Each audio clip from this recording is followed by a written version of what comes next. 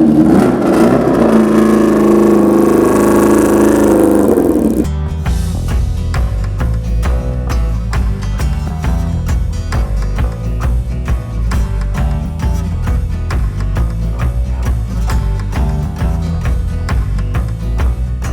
I'm Paul from November Customs, well, one half of November Customs, and we've come down to the bike shed with our 1991 Kawasaki 750 Zephyr custom calf racer. The reason we built this bike, which is a 91 750 Zephyr, was for Shoreditch last year. We wanted to fetch a bike down to the shed built section, and this is a genuine shed built bike, built in the 10-foot by 15-foot shed with a rudimentary miller, a basic lathe, hand tools, and all the rest of it. So it is handmade from front to back. The styling came from, well, we've always wanted to make a monocoque bodywork bike. It's just something that's always been there that we've always wanted to do. So we tried it. It's steel, all hand formed. We changed the suspension, we changed the wheels, we put a mechanical anti-dive on, which we'll go through later on. And there's not a nut or bolt that hasn't been touched on this bike by us. And I'll give you an overview now. Starting at the front wheel is from a 1200 Thruxton that we made fit. The forks are Ducati 848, the calipers are Aprilia RSV, and the discs are off a Triumph 675.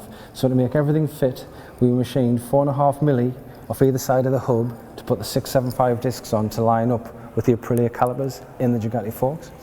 And around this side, we have a mechanical anti-dive setup.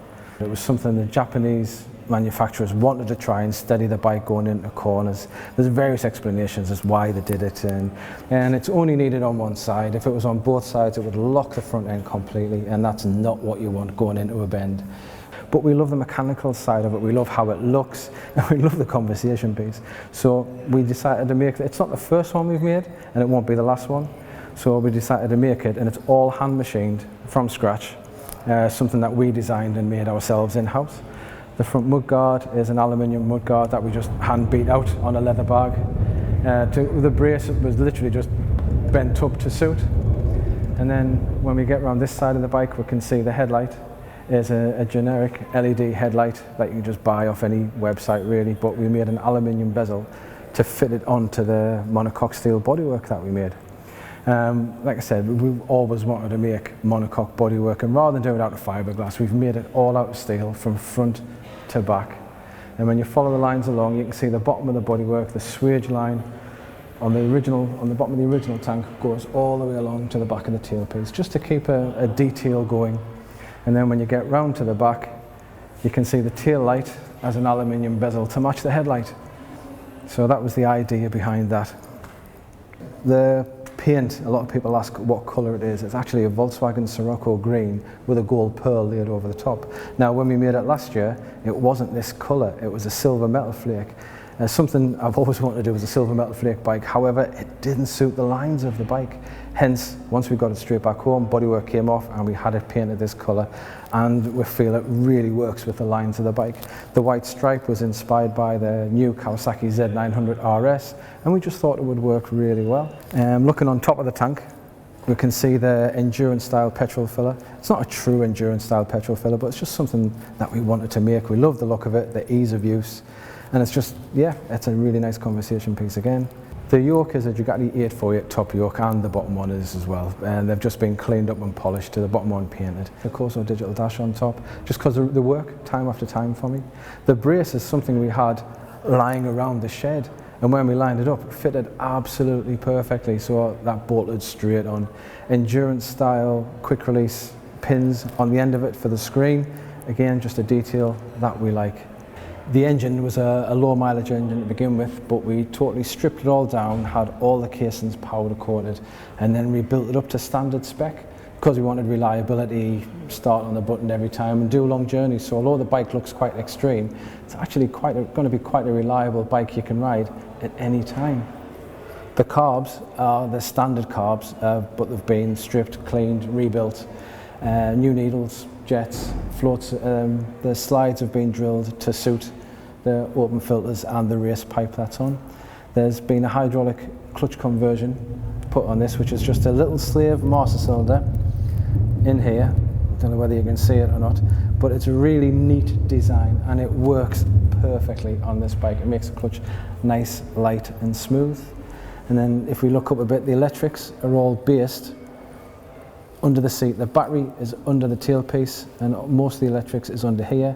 Yes, you've got your starter button under there, you've got your light switches under there as well, just to clean up the handlebars as much as possible to give the bike a simple look.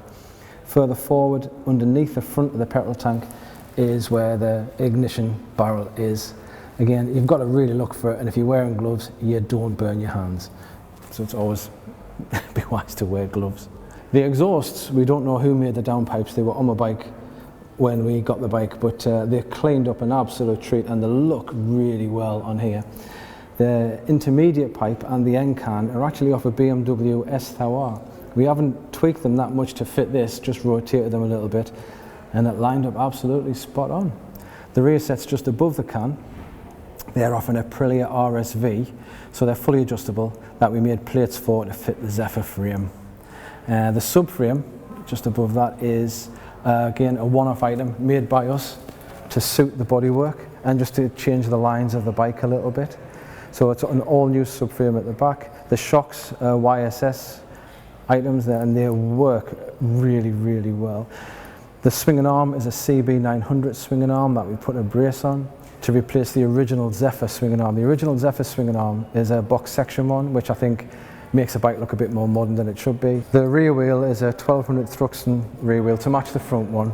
The disc is a proper Thruxton disc, but we had to space it out because we put a twin piston Brembo caliper on the back, and it's such a tight fit, but it all works and it fits an absolute treat. The spacers and the spindles are all handmade by us to suit. Obviously a Triumph wheel in a Honda swinging arm doesn't necessarily go straight in, so we just made everything fit as it should. All spacers are aluminium. The spindles are stainless, just because that's what we wanted to do.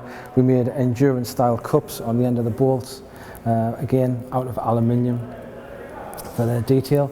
And you can see more handmade nuts and bolts on the back. The washers on the top of the shocks, I've just got little cutouts in for the machine detail, and that's it. Well, hope you enjoyed the explanation of the bike and understood what I said with my northern accent. We'll take the bike outside and start it up now so you can hear what a really loud exhaust pipe is like.